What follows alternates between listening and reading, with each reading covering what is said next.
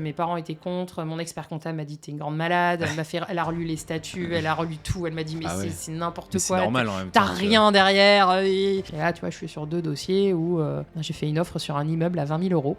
Oh waouh. D'accord, en effet. Donc là il y a tout qui tu te dis putain je fais un truc, ça va le faire et tout. Clair, Et là blablabla.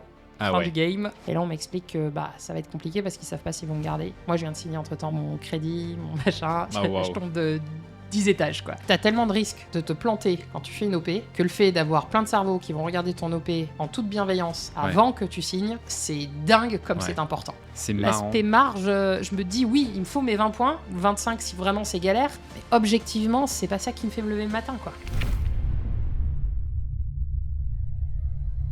Julie est partie de zéro en 2023, sans apport et sans financement. Elle a réalisé 8 opérations rentables en marchand de biens en 3 ans. Elle l'a fait de manière tellement efficace qu'elle a réussi à garder le métier qu'elle aime. Elle est libre de travailler pour un métier qui ne lui coûte pas d'effort. Si vous pensez qu'il faut de l'apport, un financement bancaire et quitter son job pour devenir marchand de biens, cette interview va vous prouver le contraire. Assurez-vous de rester bien jusqu'au bout, car Julie va vous partager sa méthode, ses astuces et comment elle a réussi à s'associer avec des personnes qu'elle ne connaissait pas, comment son expertise sur la partie des travaux lui a sauvé des opérations. On est sur la chaîne du Cercle MDB, la chaîne des marchands de biens qui font des opérations et la chaîne où on va décortiquer et démystifier les opérations des meilleurs marchands de biens. Julie, je suis trop content de te recevoir au micro du Cercle des marchands de biens. On va parler de plein de trucs, notamment j'ai dans mon petit agenda avant ta situation de départ, pendant la transformation et ensuite les résultats. Chers auditeurs, accrochez-vous bien parce que vous l'avez entendu dans l'introduction de ce podcast, il va y avoir pas mal de rebondissements et plein de trucs à explorer. Julie n'a pas écouté l'introduction, donc c'est la surprise pour elle. Mais en tout cas, j'ai hâte de pouvoir avoir cette conversation avec toi. Peut-être pour commencer, est-ce que tu peux nous peindre un peu la situation que tu avais au démarrage, avant de lancer un marchand de biens et où t'en étais en fait? C'était quoi ta vie? Alors, écoute, on est en 2029, je pense, les premières fois que... 2029 Pardon, 19, ouais, pardon. Ouais. Peut-être que je me projette. Eh oui. Non, on est en 2020 peut-être, 2020 quand même. Je sais plus exactement comment j'entends parler du cercle, ça c'est sûr, mais à cette époque-là, je suis assistant maîtrise d'ouvrage, grosse maille, et business développeur pour EMEA, un cabinet qui fait de l'accompagnement aux travaux de rénovation du particulier depuis 2020, et ça se passe bien. Les choses ont un petit peu évolué dernièrement sur la partie philosophie de l'entreprise, et il y a eu 2-3 trucs sur lesquels je n'étais pas à 100% alignée. Donc je me dis, ça commence à me gratouiller, alors que jusqu'à présent, mais genre j'étais...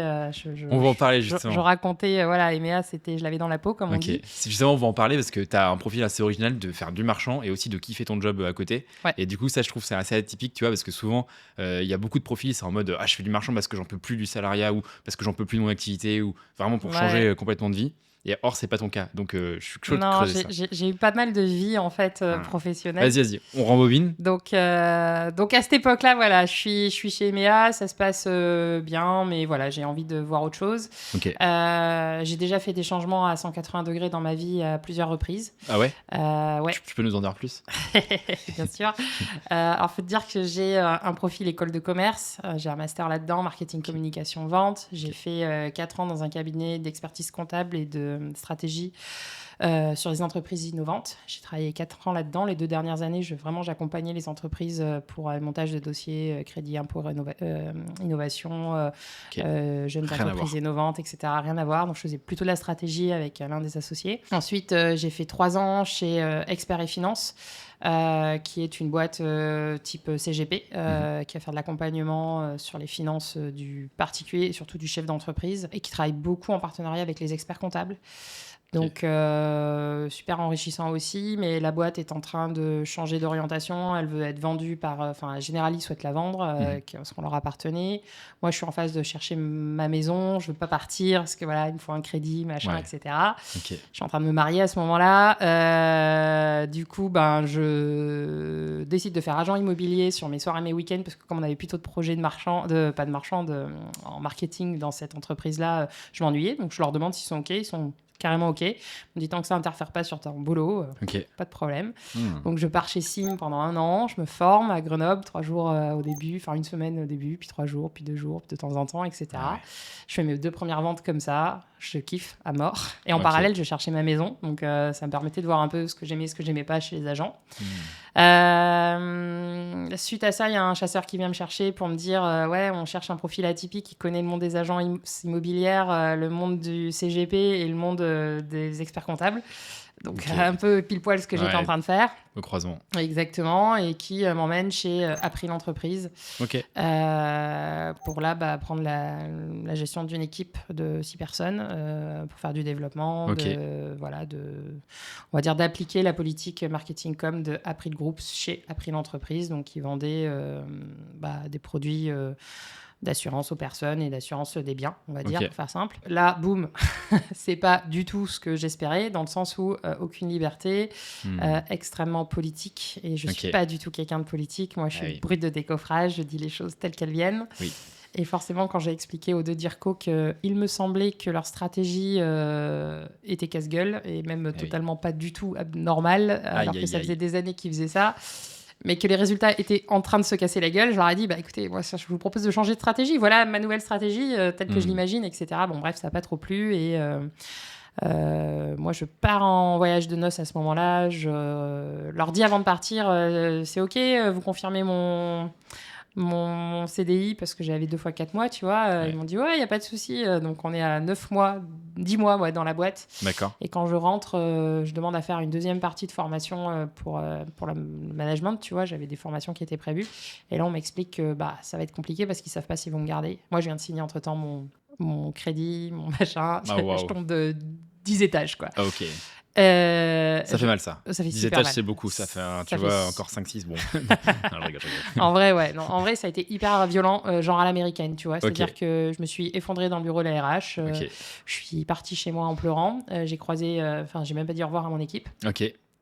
Et je me suis foutue en arrêt maladie les 2 derniers jours. Je crois que c'était un mercredi. Et jeudi, Ouais. vendredi, je suis pas allée taffer parce que je m'y attendais, mais tellement pas. Ok. Tu Pas veux, le moi, meilleur scénario. du non, coup. moi, je venais chercher la fin de ma formation et elle m'annonce qu'ils ne me gardent pas, Ouais. alors que 3 semaines avant, ils m'ont dit que c'était OK, tu vois. Wow. Enfin, c'était En dément, fait, quoi. je t'ai pas dit juste. Ouais, Wow. c'était horrible. Ok. Et du coup, elle est venue, la RH, avec un sac Carrefour et mes affaires dedans. Elle avait vidé mon sac et puis elle est allée me ramener Ah ouais, le cliché, quoi. ça avec mon chèque de départ, quoi. Waouh. Voilà. Ok. Euh. Ça, c'était 2020, du coup 2019-2020 2018. Là, ouais, on est en 2018. Ok.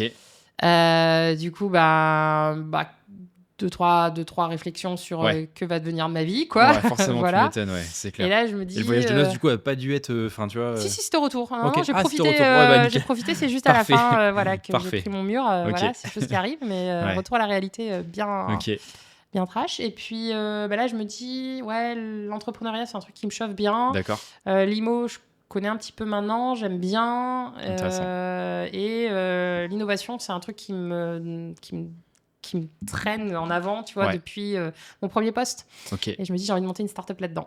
Énorme. Ok. Et donc, je rencontre à l'époque, je monte déjà le concept dans mon coin. Assez rapidement, je rencontre Mehdi Colli, qui est l'un des fondateurs de Time for the Planet, si tu connais, Ouais, bien sûr.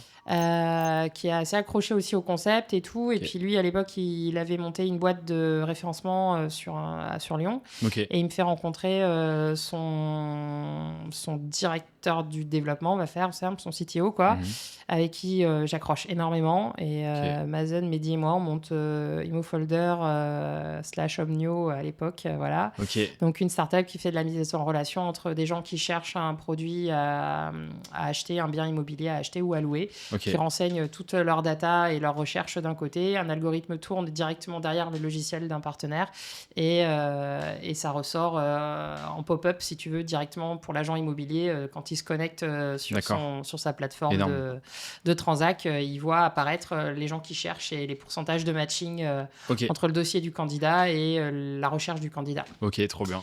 Et, Ouais, ça simplifie énormément la. truc de le malade. En matching, fait, tu permettais d'envoyer les fiches avant même d'avoir les DPE de fait, puisque Ok. tu n'étais pas en mass marketing, tu étais Ah. en one-to-one, donc ça, tu avais encore le droit de le faire. Ah, d'accord. Donc, tu gagnais facilement une semaine, t'évitais de publier potentiellement sur les réseaux, notamment sur tout ce qui était location. Sur les sites internet qui coûtent une fortune, Le Bon Coin, Se Loger, etc. Et de plus en plus, Tu permets aux gens sans marketing de s'inscrire et d'accéder au off-market. truc de fou. Énorme. J'ai dû mettre 200 balles sur Facebook, j'ai eu 5000 inscrits. Enfin, c'était démentiel.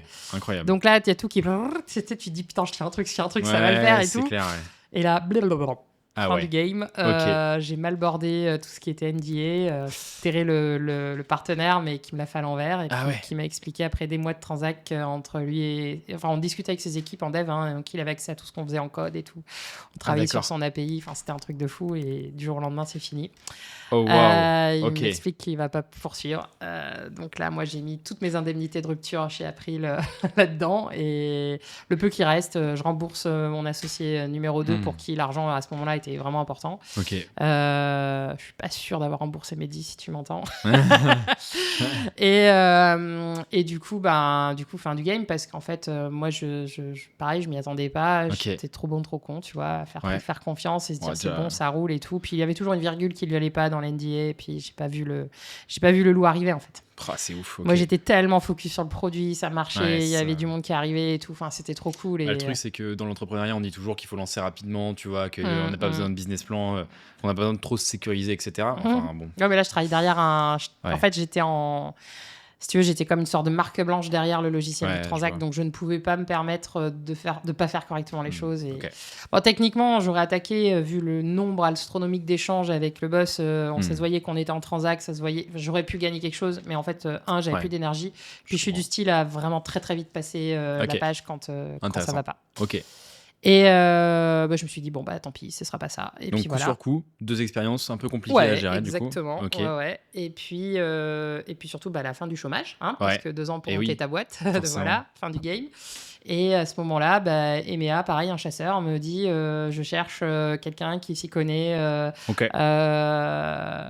J'ai oublié une activité aussi au milieu. J'ai été chez Quintessence pendant 1 an. J'étais en tant que gestionnaire de patrimoine. J'allais vendre, pour faire simple, du Pinel, potentiellement du Malraux, de la Défisque en tous les cas, et des assurances vie.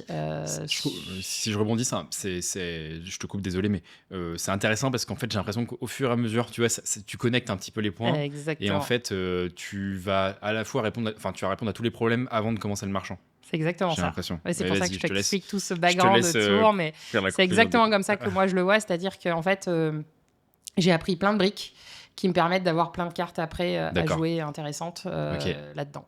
Et ça s'est pas fait. J'ai pas continué avec Quintessence pour plein de raisons. Déjà au niveau alignement, j'étais pas tout à fait d'aplomb sur le fait de vendre à tout prix. On va dire les choses, du Pinel pour du Pinel à des gens qui n'en ont pas besoin. Ça a été un peu compliqué. On me disait, ouais, mais t'as comme au bout. Ouais, d'accord, mais en fait, ça, c'est vraiment, elle est bientôt à la retraite. Pourquoi tu vas lui foutre un Pinel au fin fond de Palavas? C'est dur, pas... ça. Ouais, voilà, pourtant, tu vois, je suis commercial de métier à la base. Et en vrai, c'est un vrai sujet de mon côté en termes d'éthique. Tu peux pas, en fait, c'est pas possible. Tu vois, c'est la ligne rouge. C'est un peu ça. Et du coup, moi, j'ai décidé que j'étais pas alignée et je voulais partir. Et j'ai dû faire 9-10 mois, simplement, peut-être 10 mois, chez eux. Et pourtant, ça marchait pas mal, mais voilà, c'était pas fait pour moi. Je respecte, mais voilà.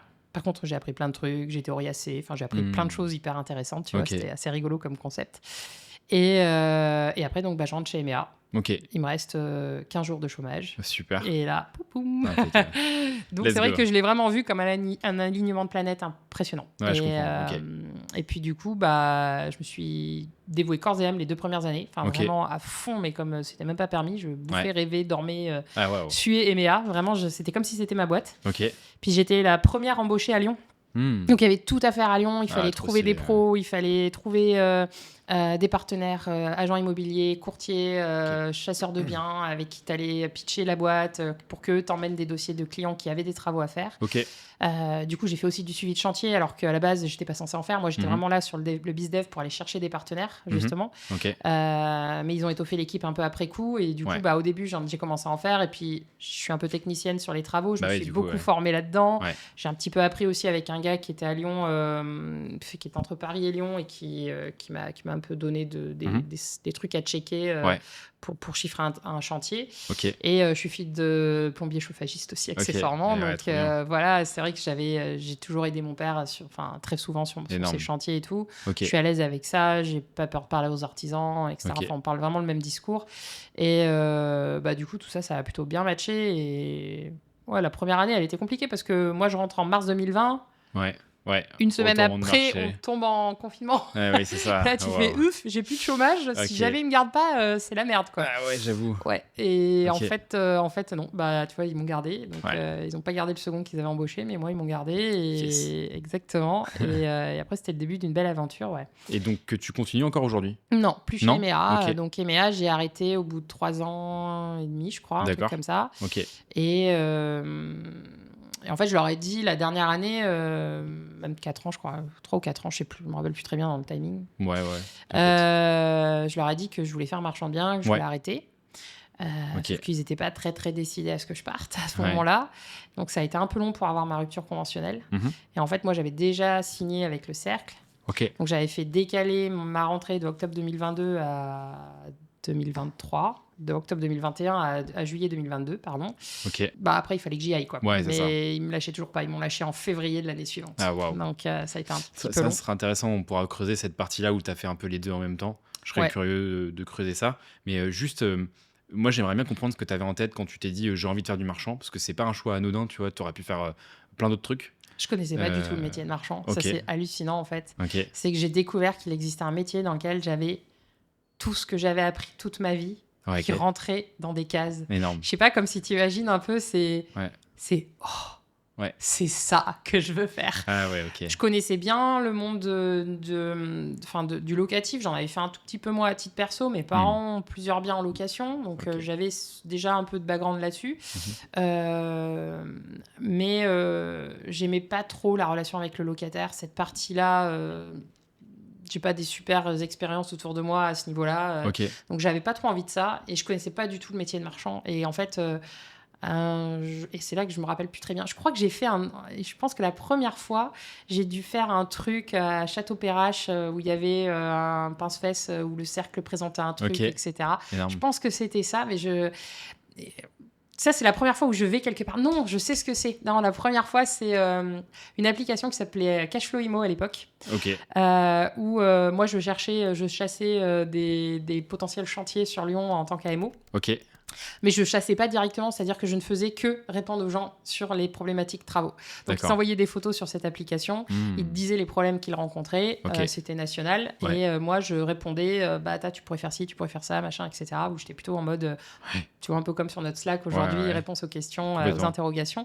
Et sur cette application, je rencontre, comment il s'appelle Loïc Pénanéac, qui faisait partie du Cercle il y a quelques années en arrière. Et on accroche hyper bien. On se retrouve à s'appeler hyper régulièrement. Lui, il est encore sur sa grue entre deux interventions. Et moi, je l'appelle et on parle mais des heures. C'était en toute amitié. On s'était jamais vu. C'était ça qui était exceptionnel. La première fois que j'ai rencontré Loïc, j'avais signé au Cercle. Trop drôle. Et en parallèle de ça, il y avait aussi Fabien sur cette application, Granados. On l'embrasse aussi. Des gros bisous.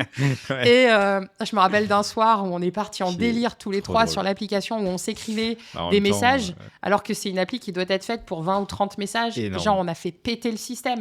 La nuit, en fait, à trop s'écrire, le machin a explosé. Le matin, le boss, il se connecte et il fait « Qu'est-ce qui s'est passé ?» On a surchauffé le truc, il y a tout qui a pété, il a tous les serveurs qui ont planté.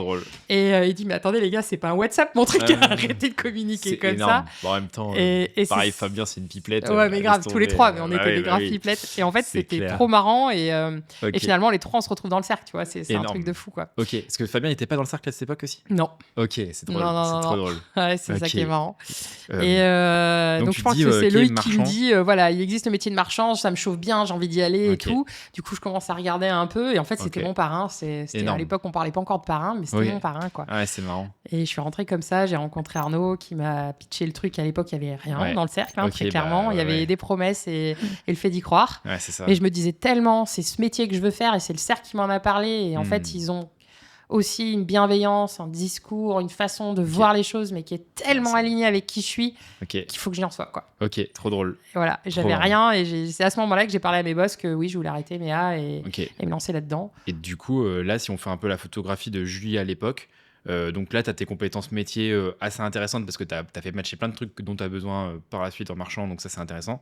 Sur mettons, ton compte perso, je sais pas si tu es hyper à l'aise de parler de ça, mais en gros, c'était quoi un peu le niveau de fonds propres que tu avais pour lancer l'activité Bah écoute, j'ai mis Sans forcément rentrer dans les détails, 30K tu vois, mais, au démarrage, c'était mes fonds perso. Ok. Donc l'argent qui dormait sur au Ouais. cas où, c'est le fameux Ouais. matelas de sécurité. Ok. Où là, il y a tous mes proches qui ont fait Julie, Qu'est-ce que tu fais qu'est-ce que T'es tu malade. fais? T'es une malade Ouais, et tout. je Le comprends. cercle, en plus, on dirait une secte, ton truc. Ouais, exactement. Mais tu vois, c'est important que tu dises des trucs comme ça parce que il y a beaucoup de gens qui sont en entretien de candidature et qui disent non mais attends, tu te rends compte là, je vais mettre une grande partie de mes économies Ouais. dans le cercle.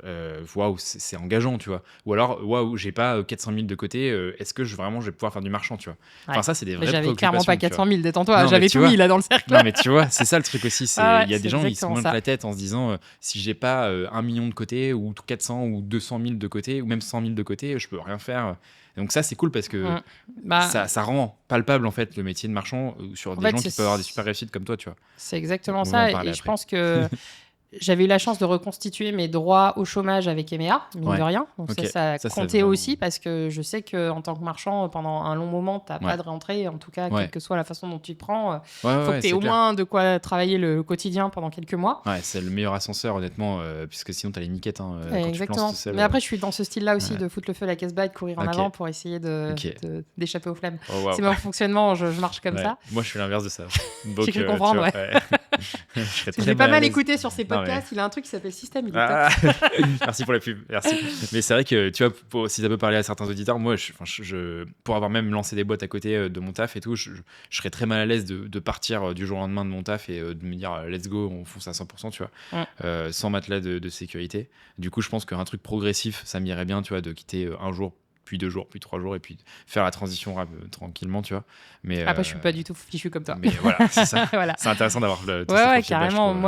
Moi, tu vois, j'ai fait la transition, comme tu dis, donc on va dire vraiment de l'été à février quand j'ai vraiment quitté EMEA, Ok. de travailler, de faire en sorte que ça m'empiète le moins possible sur ma boîte. Ok. Parce que quand bien même tu as des sujets d'alignement, à un moment, tu mords pas la main qui t'a tendu à manger pendant des années et Ouais. qui était là quand tu en avais vraiment besoin et dans laquelle tu t'es autant impliqué. Enfin, moi, j'étais vraiment à fond dans la boîte et je pense qu'ils ne s'en sont pas forcément autant aperçus que la C'est réalité, souvent malheureusement. comme ça, malheureusement. Moi, j'avais dit, les gars, vous partez au casse-pipe, là, vous embauchez trop, vous dépensez, vous cramez trop, alors qu'on arrive en plein Covid. Et ouais, c'est justement là qu'il faut prendre les parts de marché et tout. Tu Ok. fais, attendez, les gars, Yes.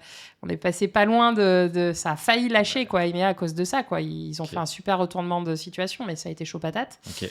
Et en fait, quand tu as cette conviction cheville au corps, moi, travailler en sous-marin et que ça se voit pas, c'était pas possible. Ok. Et c'est là un peu où j'ai un peu merdouillé, c'est que j'ai perdu un an, tu vois, dans ma tête. Je me dis, pendant un an, j'étais 99% EMEA et 1% le cercle. Ok. J'essayais le soir, en rentrant du boulot, de me faire les formations. À l'époque, on avait des formations qu'on lisait chez soi. Tu lançais la je vidéo, vois, tu prenais des notes et tout. Ouais, compliqué. Ça avait du mal à rentrer. Je me sentais hyper loin du truc. C'était compliqué et j'étais pas dedans. Puis je faisais 0 visite. Pas le temps de faire C'est les marrant. visites, quoi.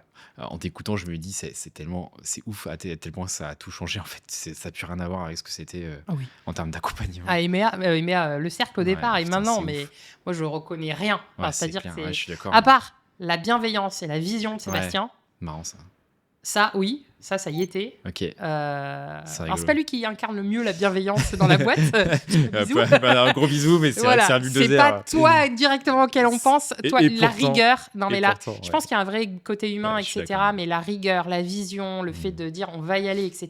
Puis il y avait Awatif, il y avait Arnaud, il y en avait d'autres qui te drivaient tout ça. Puis moi, j'ai eu une rencontre amicale de ouf avec FX aussi, qui ont fait que, en fait, tu te sens. Au départ, tu as une intuition de te dire je veux en être, je veux pas passer à côté. Ouais. Et après, c'est non, je suis là au bon endroit et c'est là que je veux être et c'est à marrant. fond et c'est ça que je veux faire et Ouais. quelles que soient les difficultés, j'y arriverai. Ah, c'est rigolo. Et pourtant, moi, dans mes proches, mes parents étaient contre. Mon expert comptable m'a dit t'es une grande malade. Elle a relu les statuts, elle a relu tout. Elle m'a dit mais Ah ouais. c'est n'importe Mais c'est quoi. normal en même temps. T'as rien derrière. Et je lui disais mais en fait, j'ai pas eu souvent des convictions dans ma vie. Ouais. Tu vois, un jour, j'ai eu un flash sur un tableau, je voulais l'acheter, j'avais pas les moyens, j'étais étudiante. J'aurais pu y arriver en forçant un petit peu, mais je savais que mes parents, ils allaient me défoncer derrière en me disant, mais Julie, t'es complètement malade, etc. Maintenant, il expose à New York, il a des ronds à plus savoir qu'en faire, et il est totalement inabordable pour moi. Et on va dire que la courbe de prix par rapport à mes capacités financières n'avait pas du tout suivi le même. Et j'étais complètement amoureuse de ce tableau, et je regrette de ne pas l'avoir acheté. Et en fait, c'était un peu comme si c'était la seconde fois de ma vie où j'avais cette intuition. Je me disais... Vas-y, c'est ça, je veux. Enfin, et la première, je l'avais laissé passer. Et là, je me disais, non, je veux pas y aller, je veux pas l'oublier, quoi. Ça, c'est trop drôle. Et justement, en fait, quand tu te lances, donc là, de ce que je comprends, t'avais pas un niveau de front pop inépuisable. En préparant, pour être honnête, cette interview-là, on l'a préparée avec Benjamin, du coup, et il m'a dit, en fait, qu'une des spécificités de ton profil, c'était que tu t'étais lancé sans financement bancaire et sans gros apport, a priori. Comment t'as fait en fait? Comment tu fais en tant que marchand sans ça? C'est toujours un peu ce qui fait peur en fait. Première opération, je tombe sur une pépite. Déjà à la base, c'était une pépite. C'est FX qui me l'envoie. Qui me dit. Ça c'est ouf. On peut faire une petite virgule là-dessus. Non, mais j'allais en parler. C'est pour ça que j'en parle. C'est pour ça que je te dis, la bienveillance, elle est juste démente. Et merci franchement à lui parce que il m'a mis un énorme coup, pied à l'étrier, tu vois. Il me dit, il y a un truc à faire. Je pense qu'il faut que tu creuses. Moi, je regarde vite fait l'annonce et effectivement, peut-être que j'avais pas suffisamment d'alerte à l'époque pour qu'elle ressorte, mais effectivement, je l'avais pas vue celle-là. T'as deux choses. Tu vois, j'essaie de... Parce que pour toi, c'est évident, mais... Oui, tu synthétises. Oui, mais je sais, toi, tu fais ça, toi. Je vois l'envers du décor et je vois tellement les gens qui ont des fausses croyances qui candidatent. Ça veut dire que, il t'a envoyé une annonce. Donc, moi, je retiens le nom d'annonce. Ça veut dire que c'est du on-market et pas du off-market j'ai des réseaux et du coup, j'ai que... Enfin, personne n'a... Square Habitat, Crédit Agricole qui publie. Exactement. À l'époque, on est à 135 000 € pour 63 mètres carrés à la Croix-Rousse, en rez-de-chaussée. Déjà, de base, sur le papier, c'est pas cher. C'est vraiment pas cher. Donc, moi, je regarde vite l'annonce. J'ai dit, mais ouf. Je tape mon offre sur Internet, sur mon ordi, je l'imprime. Et je pars avec les conditions suspensives. Non, tu sais quoi, j'avais noté les conditions suspensives possibles avec des ronds à barrer, à cocher. D'accord. Et aucune condition suspensive à cocher aussi. Donc, je ne savais pas laquelle, en allant faire la visite, j'aurais, mais j'avais déjà tout préparé. D'accord. Et je savais que j'étais la première à visiter. D'accord. Parce que la nana me dit, écoutez, j'ai déjà pas mal de visites pour demain. Il me reste un créneau le matin le plus tôt. Je prends 9h. 9h, j'y suis. Je rentre dans l'immeuble, dans l'appart. Je fais le tour. Je vois un truc... que probablement pas mal de monde n'aurait pas vu. Je vois une cloison coulissante, tu sais, de nos grands-parents en bois, là, avec les... Je sais pas si tu vois ces bâtiments. C'est des cloisons en bois, un peu comme un placard, si tu veux, sauf que ça séparait, en fait, souvent la salle de bain, la salle d'eau de la pièce de vie. Très bien. Et donc, tu as des petits carreaux, enfin, c'est du verre travaillé, tu vois, en petits carreaux très, très serrés, là, qui permet de faire l'opacité de la salle d'eau. D'accord. Et je vois cette cloison qui est ouverte comme ça, tu vois, entre deux. Et au-dessus de la cloison, je vois une poutre. Et je vois la poutre qui est striée comme ça dessus. Je dis à l'agent, écoutez, on discute dehors parce que moi, là, il y a potentiellement la poutre du dessus. Elle est en train d'appuyer sur la cloison. Elle l'a fait complètement s'éloigner. On peut plus ouvrir la cloison. Je vous garantis qu'il va y avoir un problème. Si vous ne vendez pas un pro, vous risquez d'avoir une annulation de la vente. Si les particuliers, ils pètent tout, ils vous foutent la cloison par terre sans faire gaffe. Il y a tout l'immeuble qui descend. Peu de temps avant, on avait eu un immeuble qui s'était effondré à Lyon. Il y en a eu d'autres qui s'étaient fait la même chose à Toulouse, etc. C'était pas mal dans l'actualité, ce sujet. Ça faisait peur aux gens. Donc, je dis à l'agent, on discute dehors. Je lui dis, écoutez, voici mon offre. Là, vous voyez, je signe aucune condition suspensive. J'y vais. J'avais même pas le prêt à l'époque. J'avais rien mis. Tout sur... voilà. J'ai pas l'argent, hein, je vous rappelle. Parce que moi, j'ai payé le cercle, donc j'ai plus de ronds. Il doit me rester 20 000 de côté, mais voilà, c'est le bout du monde. Pas de quoi faire une OP, clairement. Et je lui dis, c'est bon, vous pouvez annuler les visites suivantes. Elle me dit non, je ferai toutes les visites. Parce que moi, j'ai prévu toutes les visites pour la journée. Je suis la journée aujourd'hui ici. Je lui dis non, mais j'y vais. Il n'y a aucune condition. On appelle ça une vente pure et parfaite. C'est bon, enfin... Pas de débat. Elle me dit non, je recueillerai toutes les offres. Punaise. Tu files là, t'as les boulons. Le soir, je rentre, je vais à Casto chercher un truc ou à Leroy Merlin, dans mon magasin préféré là.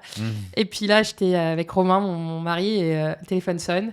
Et puis elle me dit franchement, merci beaucoup pour tout ce que vous m'avez appris sur la technique, le bien, tu sais, qui était en mauvais état. Je me rendais pas compte. J'étais pas au courant que potentiellement il pouvait y avoir une annulation de la vente et moi qui restitue s'il y avait soit un vice caché, soit un dol, tu vois, parce qu'on était à cheval entre les deux pour un néophyte qui achète et qui se rend pas compte de ce qu'il achète. Je lui ai dit là, vous avez un sujet sur les communs en plus, c'est copro, ah bon, vous croyez? Enfin, elle tombait vraiment des nues. Donc bref, mon offre est retenue. Ok. Donc moi, trop stylé de champagne. Trop stylé déjà. Enfin, voilà. Bravo, trop stylé. Et surtout, ce qui est important là, entre les lignes, c'est de coacher les partenaires avec qui vous travaillez. Exactement. Ça, je le fais beaucoup. Ça, c'est trop stylé. Le nombre d'heures de formation que je donne, je distille en conversation. Souvent, on se dit, les agents IMO, ils m'envoient pas. Alors, désolé, je leur tape dessus, mais ils m'envoient pas les offres, etc. Déjà, est-ce que tu sais ce que tu cherches clairement? Et puis surtout, est-ce que tu prends le temps? Comment tu fais la différence en fait? Comment tu fais pour que ton agent IMO, il pense à toi plus qu'à quelqu'un d'autre, parce qu'il a peut-être 100 personnes dans son carnet d'adresse. Et en fait, passant du temps avec eux, en les coachant, en leur apprenant des trucs, ça peut faire la différence aussi, je pense. Et c'est ce que tu as bien fait là. Au début, je le faisais pas. Maintenant, chaque poste rendez-vous, que j'y aille ou que j'y aille pas, je fais un email récapitulatif avec les plus, les moins du bien, dire c'est potentiellement un produit de marchand ou c'est pas un produit de marchand. Moi, mon offre maxi, elle sera là. Par contre, en particulier, vous pouvez descendre à ce niveau-là et vous êtes sûr de le vendre. Il va gagner plus d'argent en mode vendeur. Et ça, il le pousse au vendeur. Et pour eux, c'est du pain béni, tu vois.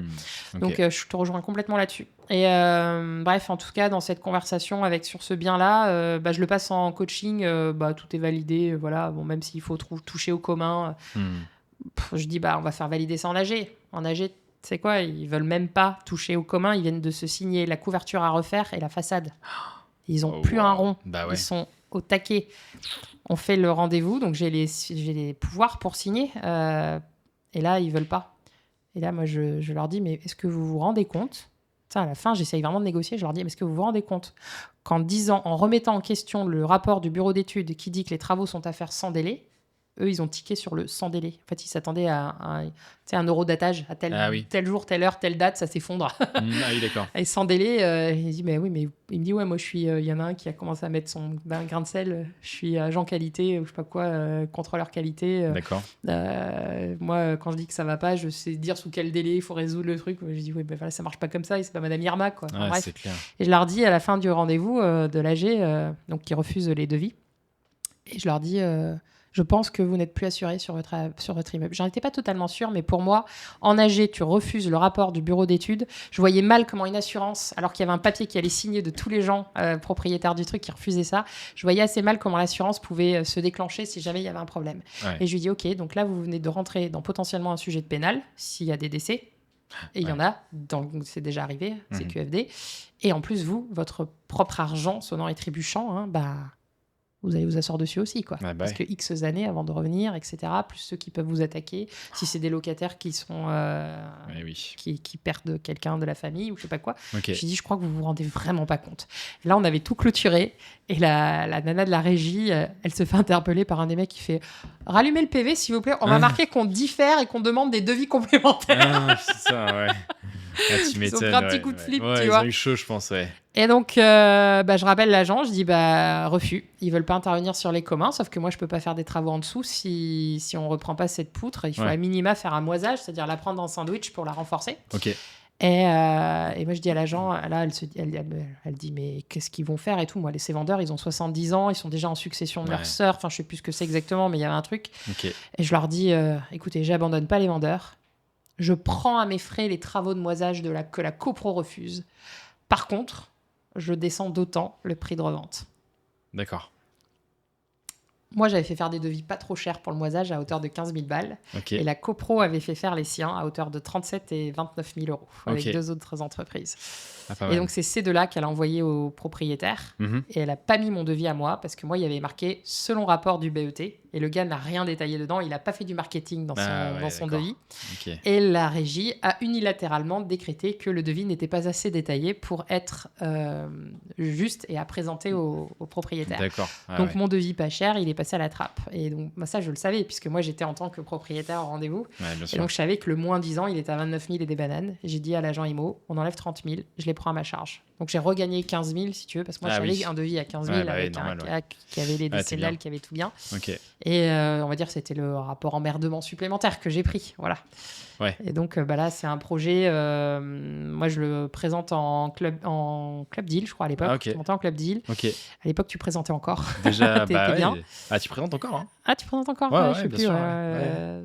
Enfin, non, c'est pas toi qui présente. Non, c'est pas toi qui tu présente. soumets un dossier, il y a un comité qui se réunit. Ouais, j'avais présenté, moi, à l'époque. En effet. Ok. Et donc, tous les feux sont ouverts. Il y a une marge de malade. Sur le papier, il y a entre 40 et 50% de marge. À Lyon, ça arrive jamais. Tu sais. Oui, en effet. Ok. Et je dis, bon, bah voilà, je cherche. J'ai pas les sous, quoi. Voilà. Okay. Et je sais pas trop comment c'est possible, mais j'oublie qu'il y a la possibilité de se faire financer. À l'époque, c'est le tout début du club deal. Okay. Ça marche pas bien encore. Bah ouais, c'est ça. Et donc, en fait, je dis, bah, je cherche un associé. Ok. Et ok, et Ben me dit, tu cherches quoi? Je dis, bah, je sais pas, 50-50. J'avais le dossier, j'avais tout, j'avais les devis, il y avait plus qu'à chercher de l'argent, tu vois, lever de l'argent. Ah oui, d'accord. Et là, il y a Sylvain qui dit, ouais, moi je veux bien. Allez, je prends le tout. C'est comme dans Harry Potter. Exactement, je prends le tout. Et puis, comme ça qu'on a fait notre première ensemble. Voilà, on a fait 50-50 et tout était quand même relativement baqué. Il n'y avait pas de difficulté particulière, à part qu'effectivement, ça peut faire peur d'intervenir sur des communs. En plus, en discutant, je tombe sur un nouveau truc où l'ADO, elle te coûte 400 000 balles, grosso modo, quand t'es marchand. Là, je prends une extension de dommage ouvrage sur la garantie MRH de l'immeuble parce que je travaille sur les communs au nom de la copro, mais moi qui paye. Truc improbable. Et ben, au lieu de ça, ça me coûte 1 998 €. Super, impeccable. Allez, on reprend un petit passage là, exactement. Et en fait, voilà, petit à petit, tac. 40, putain, on fait une réno bijou. En mode maison de ville parce que la porte s'ouvrait sur la rue, donc tu avais vraiment cette sensation d'être chez toi, quoi. Entre temps, ils ont refait la façade, ils ont refait la couverture, donc le mec qui achète, il achète un truc, il n'y a rien à faire. On a fait un truc, j'ai enlevé tous les plafonds, tu vois, là il y a du latibois. C'est marrant, j'ai l'impression d'y être, là je le vois le truc. J'ai remis un plafond à la française, on a tout sablé, on a fait du plancher, enfin du parquet massif, pose chevron, on a fait un truc hyper canon. Vraiment une salle d'eau, mais de folie. Ça se vend tout seul, j'imagine, du coup. Ouais, ça s'est vendu comme ça. Il l'a pris au prix, pas de négo, pas de conditions de prêt. Comme quoi, truc trop bien. Quand on achète des problèmes et qu'on vend des solutions hyper clean, ça roule. C'était ma première grosse réno et on a fait 40, et d'ailleurs, je sais pas combien quasi 50% de marge. Et donc là, peut-être il y a certains auditeurs qui disent, ouais, mais il a pris, il finance 50%, c'est hyper cher, etc. En fait, ce qu'il faut se dire, c'est, souvent j'ai un peu ce truc-là de dire, et ça coûte super cher le financement, blablabla. Oui, le financeur prend aussi les risques. C'est aussi lui qui finance, donc c'est potentiellement son pognon qui risque. C'était plus le sien que le mien, très clairement, oui. Effectivement. Et en plus de ça, c'est vrai que tu t'associes avec quelqu'un que tu connais pas particulièrement. En gros, pourquoi t'as pas demandé un 1% de frais par mois, ce qui serait à peu près le prix actuel du club deal? À l'époque, il faut te rappeler que ça n'existe pas. Donc, j'ai pas de référentiel. Oui, ok. J'ai pas du tout cette logique. Moi, je cherche quelqu'un qui m'aide à faire l'OP parce que je la vois. Je vois parfaitement qu'elle est super belle. Je sais que la banque ne me suivra pas parce qu'on n'est pas aux 300 000 que la banque m'a donné comme minimum pour se positionner. Je connais pas encore la Caixa. Là, j'avais essayé avec la Caisse d'épargne, qui était ma banque historique, qui faisait pas trop du marchand, mais qui était OK pour potentiellement me suivre, mais sur un dossier à 300 000. Et non, j'ai pas de solution, en fait. J'ai pas de solution, donc en fait, je suis super contente que quelqu'un... Vaut mieux faire que pas faire l'opération. Il y en a deux à la suite au club deal. Il y a Martial qui m'a dit je te suis, et si ça m'intéresse de regarder le dossier, et puis Sylvain. Sylvain, le feeling est super bien passé et puis carrément, et franchement on a fait on a fait plusieurs autres OP derrière, tu vois. Et ça c'est énorme en fait, parce que tu trouves des associés potentiellement pour le long terme, et encore une fois oui, tu perds peut-être une partie de ton opération, mais en revanche sans lui tu le fais pas. Exactement, en vrai il y a même pas de débat, c'est soit t'as la moitié d'un gâteau, soit t'as pas de gâteau. Exactement. Et comme je suis gourmande, moi je veux la moitié du gâteau, tu vois. Et oui. Donc tu sais que souvent j'ai cette objection là en disant mais je perds une partie. Mais en fait, sans ça, tu la fais pas l'OP. Non, j'avais pas les 250 000 balles à poser sur la table. On est d'accord. J'imagine en plus que connaissant Sylvain, il a pas fait que financer, il est peut-être aussi là pour s'appuyer sur toi, ou l'inverse, tu t'es appuyé Alors, sur lui. j'ai eu une chance inouïe dans cette association, c'est que Sylvain est quelqu'un de hyper bienveillant, à qui je peux dire les choses. On n'est pas toujours 100% d'accord. Et puis, il y a eu des fois aussi, où il y a eu des trucs qui m'ont gratouillé ou qui l'ont gratouillé. En tout cas, on se dit les choses. Et ok, c'est accueilli, c'est accepté, on en discute, on fait les trucs correctifs et ça passe nickel. Donc franchement, top association. Et au-delà de ça, il a eu confiance. Il m'a dit très clairement, j'y serais jamais allé sur un dossier comme ça sans connaître ton amour pour les travaux. Intéressant. Et moi, si j'avais pas eu cette branche-là travaux, je pense pas que de moi-même j'y serais allé, parce que quand tu commences à te dire je vais renforcer les poutres qui tiennent le plancher du dessus et que tu as eu des immeubles autour qui se sont écroulés, tu dis waouh, quel niveau de responsabilité que je prends, etc. Quoi. Et surtout que c'est pas des poutres qui t'appartiennent sur le règlement de copro, donc tu touches aux éléments de la copro, donc autant dire que voilà. Mais il m'a dit, les entreprises, tu as des devis, elles ont des décennales, on a la dommage ouvrage, on a tout qui est d'aplomb, tu as discuté avec la régie, le gestionnaire, ça s'appelle au niveau national. J'ai appris tout à l'heure que ça s'appelait des régies Calion. T'as tout le monde est OK, tout le monde est en feu vert là-dessus, donc vas-y quoi. Et c'est pour ça que ça a été trop bien avec Sylvain, c'est qu'il a vraiment pris en charge toute la partie qui m'emmerde profondément, savoir monter le dossier financier, faire les décaissements à la banque. Et lui ça le régale. Lui, il est directeur financier à la base, autant dire que ou courtier il a vraiment cet aspect finance qui lui plaît. Carrément. Et qui moi me gonfle très clairement. Je sais faire mais ça me gonfle. Et du coup super asso parce qu'on était hyper complémentaires. Trop bien. Et du coup, si je résume, t'as un pote du cercle qui t'envoie l'opération, qui dit ah tiens regarde ce truc là, ça peut être cool, et puis t'as un autre pote du cercle avec qui tu fais l'OP, quoi. C'est trop stylé. Et toi en fait, de ce que je comprends, t'as un très gros point fort en travaux. Du coup, c'est aussi pour ça que t'es réputé dans le cercle, je pense. Et puis le fait de parler fort au micro aussi. Et de poser des questions. Ça, c'est les trois. C'est un private joke, mais si vous connaissez. Quand j'ai la sucette, je la garde. Et du coup, en gros, tu as des gros points forts, tu appuies sur ces gros points forts, et en fait, tes points avec moins d'intérêt, tu t'associes ou tu trouves des gens pour compléter un peu la tiraille, quoi. C'est ça, c'est exactement ça, et c'est en ça que je trouve ça trop bien dans le cercle, et j'ai reporté tout l'amour que je pouvais avoir chez EMEA dans le cercle, c'est-à-dire que moi je mange, je dors, je bois le cercle maintenant, tu vois, je suis hyper fan, et quand on sollicite pour avoir des retours, j'essaye d'être constructive dans les retours. On l'a pas payé, promis. Non, mais parce que tu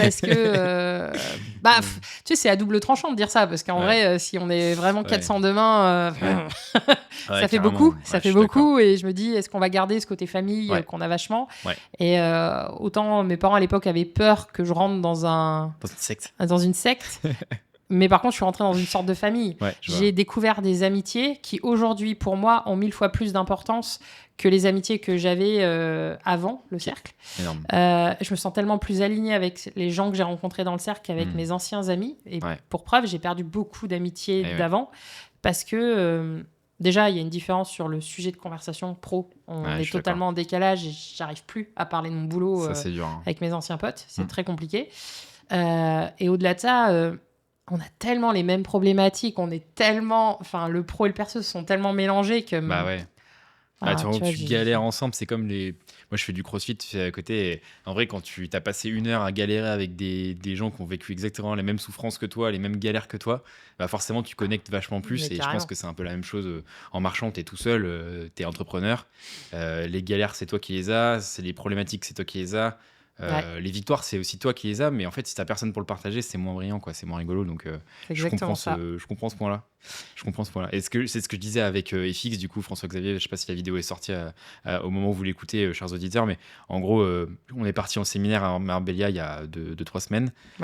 Très fatigant ce séminaire, très pour moi notamment. Toi, t'étais fatigué, toi. J'étais très fatigué. Enfin, vraiment très exigeant. C'est pas indécent, mais il était fatigant ce séminaire. Très fatigant. Et en fait, ce que je disais à FX, c'est que j'ai l'impression d'être parti en séminaire de boîte, tu vois, plus qu'avec des membres ou même des clients, en fait, en réalité. Genre, j'ai l'impression d'être parti avec des collègues, ce qui est très drôle. Moi, j'ai l'impression d'être parti avec des potes. Ouais. C'est encore mieux que des collègues. Ouais. C'est Ouais. entre collègues et potes. Ou alors les collègues Ouais. que tu connais depuis 20 piges. C'est ça. Et que moi, je suis jamais resté plus de 4 ans dans une boîte. Donc, Ouais, pareil. Ouais. j'ai fait 4, puis 3, puis 2. Tu sais, je commence à me dire, je commence à vraiment à rester de moins en moins longtemps dans les boîtes. Et là, tu vois, je reconnecte au cercle. J'attaque ma 5e année, là. C'est énorme. C'est énorme. Donc, ça compte. Ouais, c'est clair, tu Ça m'étonnes. compte, ouais. Et du coup, là, c'était la première victoire que tu as eue. Et ensuite, comment ça s'est passé sur la suite? Donc là, c'est le pendant la transformation, si on suit un peu l'arc narratif. Ouais, y en a un qui suit, c'est bien. Eh ben, ça, c'est la première. Je pense que d'abord, il y a eu Bayard. Ok. Donc, l'autre grosse opération que j'ai fait avec Sylvain, où on a mis 150 000 balles de travaux. Pour Bayard, on a acheté un lot de 4 appartes, 4 studios dans un état pitoyable, dont un qui était plus louable parce que trop petit. Je pouvais pas le mettre en copro, il faisait moins de 14 mètres carrés. Ça d'isolant en polystyrène, et puis après, tu dis coucou aux oiseaux. D'ailleurs, quand les oiseaux étaient sur le toit et papotaient, tu les avais dans la chambre. Enfin, c'était... Ça marche. Ouais, pas fou. Hein. Après, c'est... Et 2,08 m de hauteur sous plafond aussi, accessoirement. Ah ouais. Donc, tu te sentais pas bien dans ce genre d'appart. Je comprends. Ouais. Je décide de tout tomber. Je dis, je remonte... je n'ai même pas demandé à la copro. Là, pour le coup, j'avais des sortes de combles perdus avec... tu vois, j'ai le fêtage du toit comme ça, et à 1 mètre en dessous du fêtage, ou 80 cm en dessous, j'ai ce faux plafond qui fait chier, qui fait que tu te sens tout étriqué. Oui. Et je dis, en fait, je vais tout rénover, j'enlève tout, je fais tomber toutes les cloisons, je refais des vraies cloisons SAD où phoniquement, t'entends pas ton voisin qui éternue. Et les oiseaux. Voilà, et t'entends plus les oiseaux aussi. T'améliores la partie thermique. Ouais. Parce que là, c'était des cuissons à haute température là-haut. Et on tombe absolument tout et on refait en remontant jusqu'au fêtage. Je pose des VMC, je pouvais pas mettre des climatisations sur le toit parce que je suis en zone ABF. D'accord. Par contre, je suis montée sur le toit avec le couvreur parce qu'on s'est aperçu de fuite en attendant, pendant la réno, sinon c'était pas drôle. Donc j'ai acheté des tuiles parce que sinon la régie était une catastrophe en réactivité, mais on nous a fait chier du début jusqu'à la fin celle-là. Je leur fais pas de pub, mais ça commence par un F, ça finit par un A. D'accord, ça marche. Presque un no-go en marchant. Oh, wow. Ok. Et en fait... Les petites sueurs froides quand tu les vois sur les apparts les immeubles que tu es en train de faire l'acquisition. Ouais, c'est ça. En fait, il y en a même où tu te dis j'ai pas envie d'y aller. Quoi. Je comprends. Et d'ailleurs, ça s'est vraiment vu. Difficile d'avancer avec. Franchement, très compliqué. Quel gestionnaire, très compliqué. Ça marche. Et je monte sur le toit, je vois effectivement qu'il y a des problèmes sur la couverture et tout. Je prends des photos, je les envoie à mon couvreur. Je lui dis qu'est-ce que c'est comme tuile. Il me dit c'est des seins de foie, machin.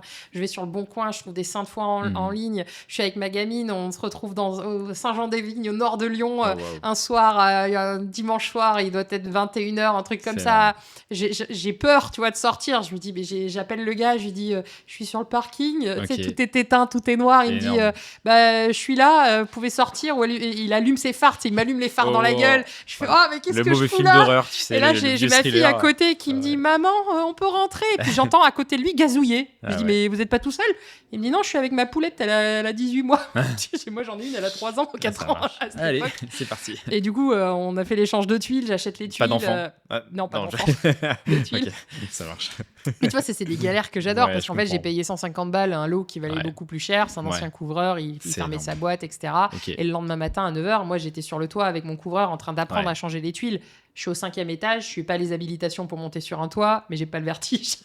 Et je suis en train de travailler avec lui. Et je lui dis, écoute, regarde, j'ai aussi pris des tuiles avec des douilles, enfin des sortes, comment on appelle ça, des tuiles à douilles, je crois que ça s'appelle d'ailleurs, qui ont la partie en terre qui sort comme ça et qui permet, comme une mini cheminée si tu veux. D'accord. Et donc je faisais sortir mes VMC là-dessus et aussi mes climatisations intérieures. Donc t'es pas en train de faire une modification physique, tu n'as pas un gros groupe à l'extérieur, mais par contre tu as une clim intégrée qui a sa sortie en toiture j'ai compris, et du coup tu peux évacuer l'air chaud sans être obligé de galérer avec ton Velux, quoi. Ok.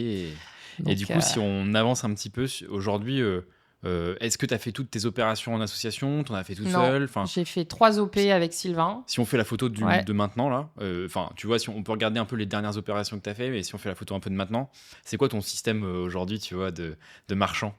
Comment tu fais pour trouver les OP? Est-ce que tu as une thèse d'investissement en particulier? Un peu tout ça, comment tu finances? Tu vois un peu toute ta photographie actuelle de ta boîte? Je cherche 2 choses en particulier. Je cherche soit du flip à faire dans ma propre boîte. D'accord. en autofinancement si possible. Ok. Parce que je commence à avoir un petit peu de fonds propres, donc ça, c'est cool. Ouais. Mais quand je dis flip, pas plus de 2 mois de portage. D'accord. Donc, Ouais, ok. vraiment, voilà. Quitte à changer et le rebasculer dans une association si ça doit durer plus longtemps, parce que la commercialisation ne prendrait pas, par exemple. Ok, Enfin, la ok. préco, tant que tu es encore en compromis.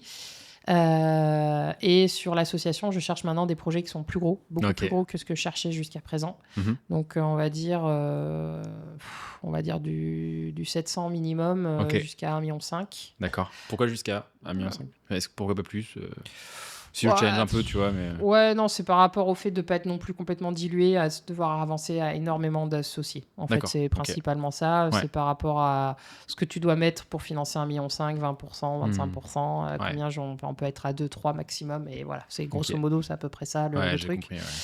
Et puis parce que je veux pas que ça soit non plus des projets qui vont durer 3-4 ans. Ouais, Voilà, d'accord. j'ai un problème avec la durée. Ok. J'aime bien les choses qui sont ramassées dans le temps. Transactionnel, Ouais, un peu. et il faut pas que ça soit trop long. Et surtout, si c'est des très gros projets, j'ai pas envie d'avoir trop de frais non plus. D'accord. Donc, voilà, ça, c'est, on va dire, c'est mes deux principales recherches. Ok.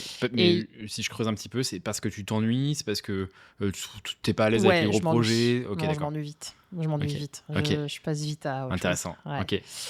Et après, j'ai une troisième type de recherche que je voudrais bien faire aussi à fonds propres, mais ou éventuellement en association, ça dépend. Ça va être des projets qui sont plus petits, mais qui viennent titiller mon côté technicienne, parce que j'aime bien les travaux. Et donc, je vais aller voir des projets où les gens iraient jamais. Ah, tu ok. vois. Donc, mais que j'achète vraiment pas cher. Ok. Genre un truc pourri. Un truc pourri avec une vraie grosse problématique structurelle, de la reprise en sous-œuvre, des trucs qui font bien chier.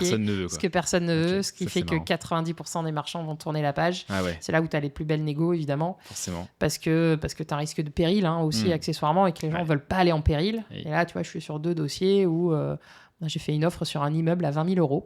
Oh, waouh.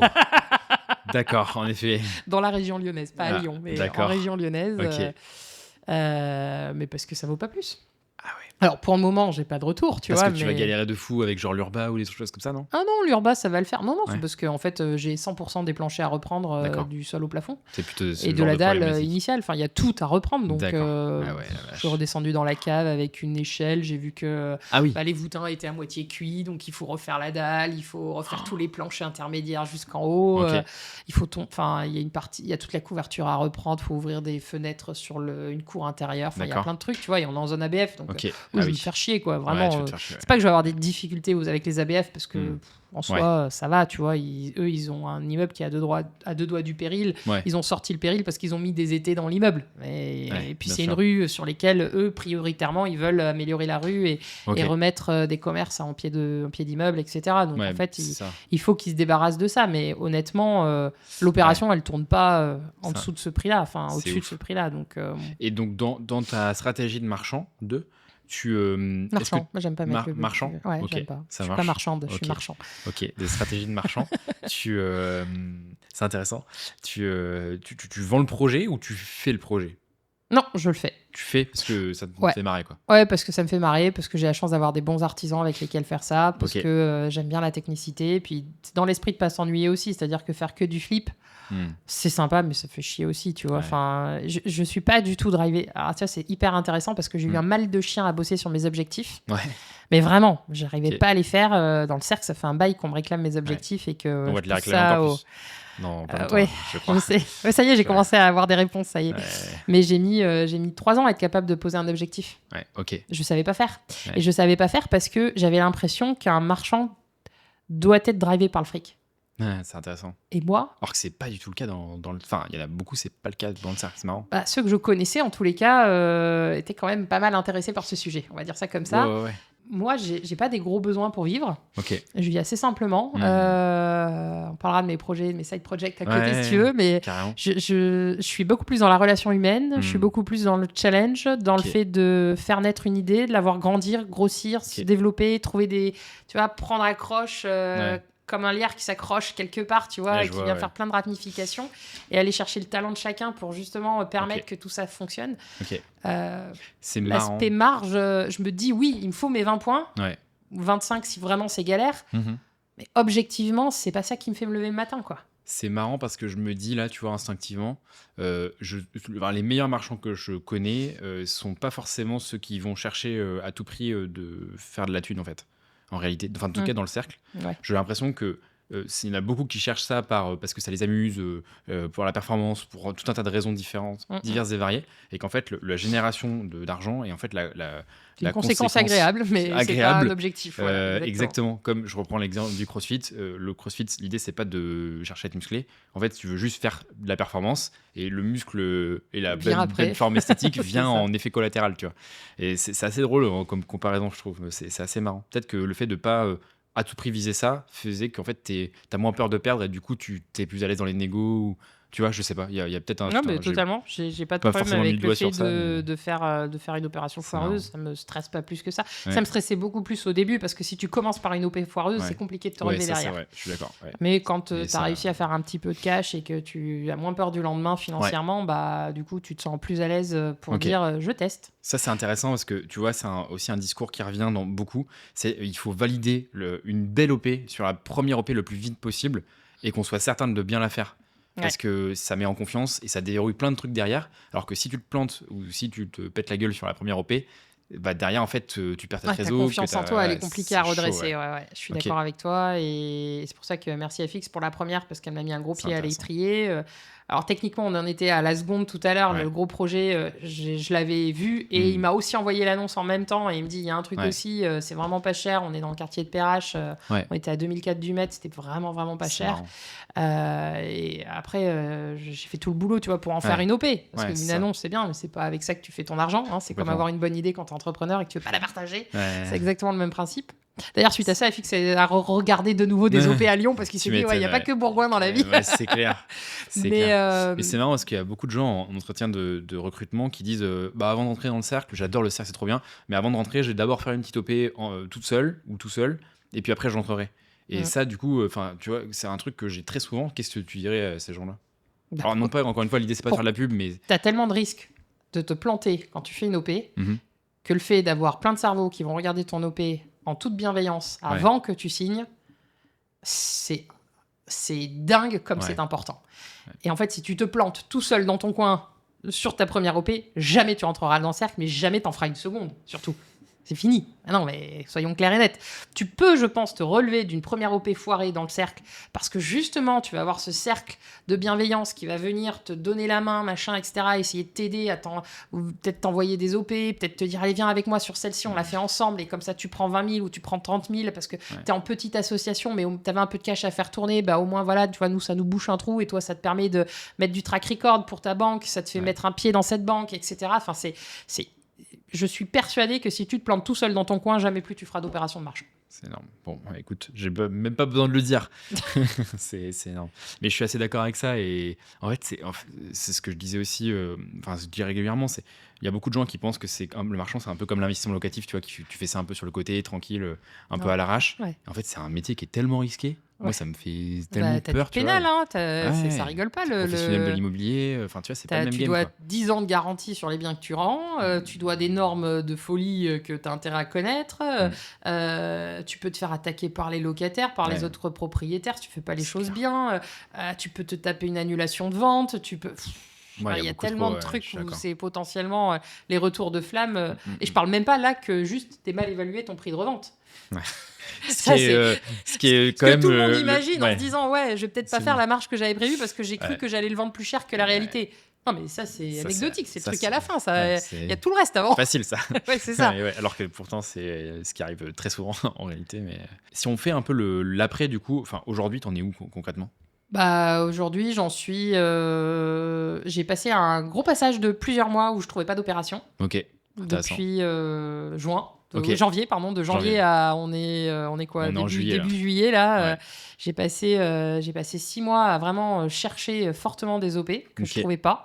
Pourtant c'était pas faute de les analyser parce que depuis février, tu vois, j'ai même un stagiaire avec moi pendant 6 mois et on décortiquait tous les jours 3-4 heures d'analyse, machin, etc. Même plus, hein, parce qu'il y a des jours où c'était toute la journée qu'on faisait ça. Ok. Donc vraiment très compliqué. Des OP où elles me sont passées sous le nez, d'autres où la négo a pas suffi, ou plein de raisons. Hein. Je dis pas que j'ai pas trouvé d'OP potentiellement sexy, mais dans les faits, aucune qui soit partie en compromis. Tu la loues à quoi ça ? Comment ça se fait à ton avis ? Il y a une grosse faute, t'as pas de chance. Ok. Ouais.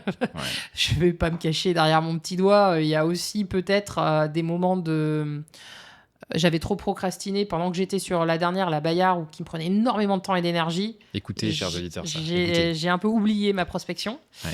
Il fallait que ça sorte et alors c'est pour ça que même à la fin j'ai dit à Sylvain, écoute, la première je l'ai vendue moi-même, les 2 prochaines on va trouver un agent parce que moi j'y arrive plus, ça me prend trop d'énergie et puis de bande passante intellectuelle aussi au-delà de ça. Ensuite je pense qu'il y a le marché qui a été un peu tendu aussi, mine de rien. Là, janvier, février, mars, c'était un peu compliqué. On n'avait pas grand-chose qui sortait nulle part. Beaucoup d'attentisme de la part des acquéreurs, des vendeurs. Normal. Donc, voilà, il ne se passait pas grand-chose. Ils n'étaient pas prêts à la négo. Après, ça s'est réveillé, mais il y a les marchands qui se sont réveillés aussi. Et donc, j'ai perdu des OP à 5000 balles près. Hein. En vrai, j'aurais pu monter de 5000, mais en fait, t'es dans un jeu de... Ouais, c'est ça. Il y en a d'autres où j'ai signé le compromis. Et au compromis, je m'aperçois que j'achète pas ce que j'ai visité. D'accord. Okay, parce qu'il y a des documents qui sont arrivés entre-temps. Et je dis, mais attendez, moi, il a pas cette forme, l'appart. Hein. Il y a un truc bizarre. Là, voilà. Donc, ça marchait plus non plus. Et puis, l'Urba aussi voulait pas voulu me permettre de récupérer la commercialité. Il voulait absolument des commerces en pied d'immeuble. D'accord. Alors qu'on est dans une rue, mais tout sauf commerçante. Voilà, je pensais pouvoir les faire plier. Lol, tu fais pas plier l'Urba comme ça. Même en ayant la déesse de l'urbanisme au cercle, Laurence. J'ai même pas essayé. Non, mais j'ai même pas essayé parce que c'est Lyon, la guerre contre. C'est pas possible, quoi. Ouais. Je suis encore pot de terre contre pot de fer, moi. Je reste un petit moineau. Hein, je suis un tout petit marchand encore. On est tous des petits moineaux, t'inquiète. Là, j'en ai 5-6 qui peuvent signer là ou qui sont en cours et qui démarrent. Il faut juste persister, tu vois. Ouais, il faut persister. Ouais. Et des moments de creux, c'est OK. C'est ça. Mais c'est cool aussi parce que ma vie perso était un peu chahutée. Donc ça m'a permis d'avoir un peu plus de temps pour ma fille, un peu plus de temps pour moi, pour faire le point sur ce que je voulais. Pour travailler mes objectifs aussi, bizarrement pour les trouver également. Voilà, tu vois, ce genre de truc que tu fais pas trop quand t'as la tête dans le guidon. Et oui, entrepreneur, t'es tout seul, tu dois bosser. Si tu bosses pas, il se passe rien. Donc, tu bosses tout le temps comme des oufs. Et le truc, c'est que si tu te rappelles pas qu'en fait, tu bosses pour servir des objectifs perso, genre payer les études de ta fille, faire des trucs comme ça, mais en fait, ça manque de sens derrière. Non, je n'ai pas bossé pour lui payer des études à l'heure de l'IA. Eh oui, elle a 8 ans, elle fera pas forcément des grandes études. Non, mais si, son père aimerait, mais moi, je suis pas du tout sûre de ça, en fait. À moins que tu aies des écoles qui t'apprennent à réfléchir, vraiment, c'est le seul truc que... On ouvre une porte là. Je sais, on va discuter longtemps. On est mort là. J'avais une question. Je crois que tu as toujours ton activité de courtage en travaux. Alors moi, j'appelle pas ça du courtage en travaux. J'appelle vraiment ça de l'assistance à maîtrise d'ouvrage. De l'AMO, de l'AMO, ouais. Ok, très bien. J'en fais encore un petit peu. C'est un peu un side business. Ça doit faire 10% de mon CA, à peu près. Ok. Pourquoi tu le gardes par opportunisme ou Par opportunisme, pour pouvoir répondre aux quelques agents IMO qui continuent à me relancer là-dessus. Donc ça les dépanne, ça me dépanne, ça dépanne mes pros. En fait, en tant que marchand, c'est hyper cyclique comme besoin pour tes artisans. Tu sais pas trop si tu vas tomber sur un bien ou tu vas faire un flip, si tu vas avoir des lourds travaux, si tu vas avoir juste du second œuvre ou du gros œuvre, t'as pas forcément de visibilité tant que t'as pas le nez dedans. Donc moi j'aime bien fournir pas mal de travail à mes artisans. Donc l'AMO permet d'avoir ce côté un peu fil rouge, tu vois, sur une année où il y a toujours des chantiers qui se suivent un petit peu les uns à la suite des autres. D'accord. Et qui permet aussi de garder le lien, garder qu'on soit pas pendant 6 mois on se parle plus, quoi. Ok. Moi j'ai besoin, quand je dis non mais là il faut que tu viennes tout de suite, c'est la galère. Le lendemain, il est là, quoi. Ouais, d'accord. Ok. Mais donc parce que je lui ai fourni X... tu vois, je faisais le point il y a 2 ans. Il y a un pro, malheureusement, qui a cassé sa boîte, a cassé son jouet, ça arrive. Aïe. Mais je lui ai filé 1,5 million de CA il y a 2 ans, tu vois. Donc, ça commence à peser. C'est pas le petit moineau, là, pour le coup. J'étais son unique apporteur d'affaires par rapport à sa boîte. Il n'y avait pas... Sur 2 ans, 1,5 million, c'est beaucoup pour une boîte qui a 2-3 salariés, tu vois. C'est énorme, ok. Donc... Non, moi j'ai un peu trop mis mes œufs dans le même panier, du coup. Ouais, J'ai bien appris sûr, à mais étaler un peu plus, mais voilà, c'était. Ok. J'en fais beaucoup moins aujourd'hui. Ok. Je pense qu'au début, quand je me suis lancée, ma première année, j'ai dû faire 120 000 balles Ok. de CA/ bénéfice parce qu'en fait, j'avais pas de frais à côté vu Ouais, que ouais, c'est ça, c'est le je conseil. commençais Donc, pas d'opération. ok. Bah, je l'ai fait en AMO. Ouais, d'accord, je comprends. Et j'avais quasiment. Si, il me restait un petit peu Ok. de chômage, mais Mhm. plus grand chose. Je suis passé à 3 jours près à passer au chômage sur les 2 années, tu sais. Ok. Après, ils ont descendu, là. Ils Ah sont oui. passés 1 an et demi, puis Ouais, c'est maintenant, vrai. c'est dégressif Ouais, en plus. Ouais, Donc là, c'est je suis ça. passé pile poil dedans. Ok. Mais ouais, non, moi, la MO, puis j'aime bien aussi garder le contact avec ce que les gens cherchent. Tu fais pour le plaisir surtout là. Ouais, je le fais pour le plaisir. Et j'ai pas rebondi tout à l'heure sur ce que tu disais sur le sourcing, mais je pense que c'est un peu la même idée là. C'est comme le sport. Je fais plein de métaphores de sport, c'est énorme. C'est comme le Légèrement sport. mimilé, le garçon. Hein. Je suis un peu biaisé, j'avoue. En fait, j'ai l'impression que c'est comme le sourcing, c'est. Enfin, souvent, le pattern qu'on voit dans le cercle, c'est des gens qui arrêtent complètement parce qu'ils doivent gérer des opérations et ensuite ils recommencent. Sauf qu'en fait, c'est comme quand tu fais du sport. Si tu arrêtes pendant 3 mois, le fait de reprendre, tu vas avoir des courbatures de ouf, ça va être pas du tout agréable. Alors que si tu maintiens la dose minimum effective, tu vois, genre 2 fois 15 minutes, 2 fois 10 minutes par semaine, et bah ça te permet de rester un peu dans l'élan, tu vois. Et je pense que le sourcing, c'est un peu pareil, tu vois. Il faut garder un niveau de volume qui te semble ridiculement facile à tenir, qui te permet en fait de garder un peu cet élan, ce contact avec les agents IMO, etc. Bah, Et c'est de pas avoir à exactement ça. Et remettre là, de... tu vois, j'en ai 5-6 où je suis en phase de finalisation de négo et on est en train de caler les dates pour le Ouais. compromis. Donc, je considère que les offres sont signées. Voilà, Ok. tu vois, il n'y a plus de, Ouais. plus de surprise, entre guillemets. Ouais. Je devrais aller jusqu'au bout, Ok. sauf lapin qui sort du chapeau. Ça arrive. Hein. Ouais. Ça peut casser après le compromis pour des raisons X ou Y sur tes conditions suspensives. Mais Ok. normalement, ça va jusqu'au bout. Et je continue à faire mon sourcing. J'ai tellement sourcé. Non, mais le nombre d'OP que j'ai analysé, c'était T'as le volume un démentiel. petit peu en termes de nombre d'OP sourcés, visites et puis d'offres envoyées sur les 6 derniers mois ou à peu près? Sur les 6 derniers mois, sur un mois type, j'étais à 67 analyses. Ok. Je pré-analyse tout le temps. Enfin, quand je dis analyse, c'est pré-analyse en Ouais. fait. Ok. Mais pré-analyse, je descends dans le note logiciel Maverick, je rentre vraiment dans le détail et je suis assez forte pour chiffrer sans être allée visiter. D'accord. Maintenant, ça va. Ok. J'ai dû faire une 30aine de visites D'accord. C'est et beaucoup. j'ai envoyé 28 offres. C'est beaucoup. Bah ouais. Par mois, pour un mois, ouais. Et combien ont été acceptés? Ah mais non, mais justement, c'était ça qui m'était épuisant. Ok, ouais, c'est ça. Ah non, mais Ok, d'accord, je en pensais mois qu'il y en avait type, sur de janvier à juillet, il s'est rien Oh, passé. wow. Enfin, fin juin, Oh, wow. c'est quasiment Ok. rien passé. Si, j'ai eu 2 ou 3 offres acceptées et ça s'est cassé la gueule après parce que j'ai eu, je me suis aperçu que j'achetais pas le bon nombre de mètres carrés, que j'avais l'Urbac qui m'a retoqué mon projet, quand même. des trucs comme ça, tu vois. Mais ah non, c'est le taux de casse, mais pharaonique. Là où l'année dernière, j'avais quasiment... 70% d'offres envoyées C'est à peu près ça le ratio normalement. qui partaient en compromis, quoi. Ok, ça marche. Ça, ouais, c'est à peu près ça le ratio normalement mais de conversion. Mais ok, intéressant. Tu vois, voilà, même Mais, si j'ai des trucs dans l'escarcelle, je continue à sourcer. Ouais, mais t'as raison. Parce que... qu'en fait, c'est de la logistique derrière. Tu recruteras des personnes qu'il faut, etc. T'inquiète, on t'aidera. Il n'y a pas de souci. Enfin, tu vois ce que je veux dire? Si j'ai la volonté de me développer, Ouais, d'apporter plein d'argent, ouais. tout ça, Je crois que tu as la volonté de se développer puisque on en reparle. Mais sans salaire, mais... sans salarié. D'accord, sans salarié, ok, intéressant. Sans salarié. Avec des partenaires du coup. Ouais, je préfère les partenaires. Ah, intéressant. Ah, tu vois, c'est une autre porte qu'on aurait pu ouvrir. Mais parce que pourtant, t'avais un stagiaire là. Ouais. Alors, un peu pareil, non? Non, c'est pas pareil. C'est un premier ouais, temps, mais non. Non, okay. Non. Je préfère les partenaires plus autonomes.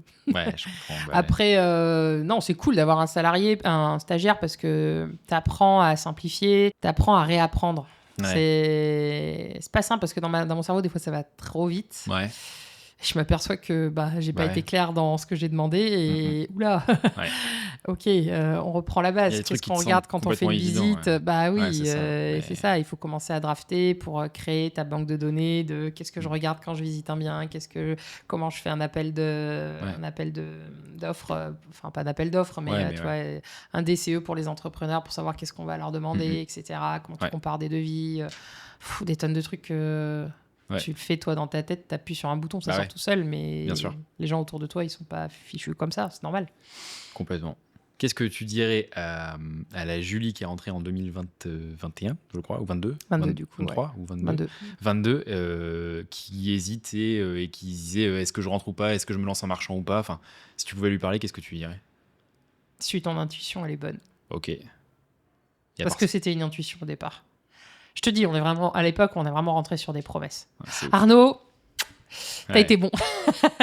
Parce qu'on avait un bout de site internet, un bout de tableau Excel et un bout de trucs où tu te connectais, où tu avais quelques vidéos. Voilà, c'était à peu près tout ce qu'on avait. Non, c'est ouf. Maintenant, quand je vois les outils qu'on a, l'accompagnement, Mais c'est un truc de bonhomme, enfin de bonne femme aussi. Enfin, tu vois, c'est un... C'est une machine de guerre maintenant. C'est une machine de guerre pour tu ne peux pas... Aujourd'hui, tu ne peux pas, si tu as un minimum de volonté, te planter. C'est plaisant comme ça. Non, mais franchement, puis ton arrivée, franchement, a mis un maximum de... Merci. Non, mais je l'ai payé. Façon de parler, mais tu vois, on a senti la différence. Moi, au début, quand t'es arrivé, je me suis vraiment dit, putain, le fric. Non, mais on a vraiment du fric à jeter par les fenêtres. Voilà ce que j'ai dit à l'époque. Putain, les procès sont fous, franchement. Mais non, mais parce qu'en fait, t'es pas marchand, t'es pas là-dedans, on se dit, mais qu'est-ce qui va nous apporter au quotidien, tu vois? Nous, on a besoin de marchands, on a besoin de mecs avec de l'expérience qui vont nous dire comment on lit un PLU et tout. C'est pas avec toi qu'on va aller discuter du PLU. Non, ça c'est sûr. Voilà, tu vois, on a Lolo qui le fait très bien d'ailleurs, mais au-delà de ça, il y avait une incompréhension parce que ça n'a peut-être pas été suffisamment expliqué. Ouais, probable. Au départ. Très mauvais en com, globalement. Non, clairement, on n'est pas très bon là-dedans. On est meilleur sur ce qu'on fait que ce qu'on promet. Enfin, la façon dont on le promet plutôt. Mais on a vraiment senti la différence en fait sur le fait de. On avait la vision. On n'avait pas trop le chemin comment on allait y aller. En fait, moi, tu sais, j'arrive dans le cercle il y a 2 ans et demi. Et là, on fait complètement une énorme virgule, mais j'arrive dans une boîte où je me dis, ok, en fait, les mecs, ils sont trop chauds. Le seul problème, c'est que ils ont tout dans la tête. Comment on fait, en fait? Il y en a un qui se casse la gueule demain. Il y a un problème de santé, quoi que ce soit, quelqu'un qui veut partir. À l'époque, moi, j'arrive dans une situation où Awatif veut se retirer en coaching, etc. Et je me dis, au fait, la meuf, elle est trop forte. Mais par contre, elle a tout dans la tête. Comment on fait là? Ouais, je sais bien. Oh waouh! Et en fait, le gros sujet, c'est on duplique. Let's go! Alors, l'IA, du coup, comment on fait pour rentrer dans son cerveau je veux externaliser son cerveau. Allez, c'est parti. Puis Sébastien, c'était pareil. Sébastien aussi, il avait des sujets perso à traiter qui faisaient que on s'est dit à un moment, il y a plus de chef dans le navire, tu vois. Et puis vitesse de câblage, pas la vitesse de tout le monde, tu vois. Et du coup, je me dis, en fait, l'air de rien, que je sois pas marchand, je pense que ça a été la meilleure chose qui puisse arriver, parce que quand ils me disaient des trucs, je comprenais rien, donc je leur disais, en fait, faut que tu reformules, parce que là, ça ne marche pas. Ça ne marche pas. Je vois bien. Puis même Ben, qui avait beaucoup plus la vision marchand, mais qui a pris énormément de place aussi dans le cercle et qui a aussi beaucoup aidé au Schmilblick. Je suis d'accord. Franchement, non, finalement, tu vois, avec le recul. Très pédagogue. C'était cool. Ouais. Exactement. Et du coup, qu'est-ce que tu dirais pour conclure à quelqu'un qui me dirait alors j'ai pas d'affort, j'ai pas assez d'argent, je sais pas si c'est pour moi, qu'est-ce que tu leur dirais? Je pense que le sujet il est pas là. Si tu veux, tu peux. Interroge-toi plutôt sur si tu as vraiment la motivation intérieure, intrinsèque, pour faire ce métier-là. Ok, intéressant. En fait, l'argent, les connaissances techniques, les connaissances de personnes qui vont pouvoir t'accompagner. Je connais pas d'agent, je connais pas de courtier, de machin, de trucs, de banquier. Ça, pour le coup, le cercle peut tout te donner. Sur un plateau d'argent, en plus, juste tu te sors un peu les doigts, ça va fonctionner, quoi. Vraiment, c'est vraiment ça.